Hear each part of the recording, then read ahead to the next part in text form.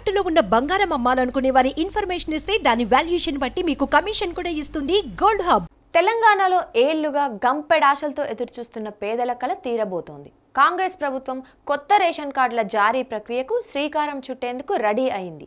గత ఏడాది డిసెంబర్ 28 నుంచి కొత్త రేషన్ కార్డుల కోసం దరఖాస్తులు స్వీకరించింది. దీంతో పాటు ఇప్పటికే ఉన్న రేషన్ కార్డుల్లో మార్పులు, చేర్పులు, తప్పులు సరిచేయడం వంటి అంశాలకు కూడా దరఖాస్తులు స్వీకరించారు.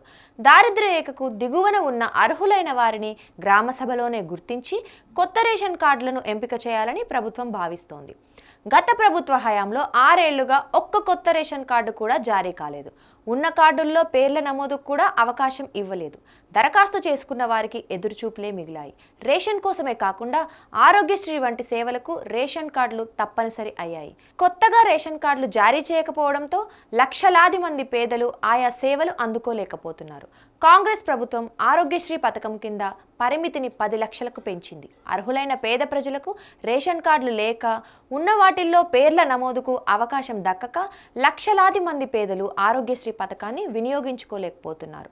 ఒక్కో జిల్లా నుంచి కొత్త రేషన్ కార్డుల కోసం ఇప్పటికే సుమారు 50,000 దరఖాస్తులు పెండింగ్లో ఉన్నాయి. దీంతో పాటు ఆహార భద్రతా కార్డుల్లో పిల్లల పేర్ల నమోదు కోసం ఆయా జిల్లాల్లో 60,000 నుంచి 90,000 వరకు దరఖాస్తులు పెండింగ్లో ఉన్నాయి. ఈ లెక్కన రాష్ట్ర వ్యాప్తంగా మరో 9 లక్షల వరకు రేషన్ కార్డులు దరఖాస్తులు పెండింగ్లో ఉన్నట్లుగా తెలుస్తోంది. దీంతో అర్హులైన అందరికీ వైట్ రేషన్ కార్డుల జారీకి కాంగ్రెస్ సర్కారు కసరత్తు మొదలుపెట్టింది.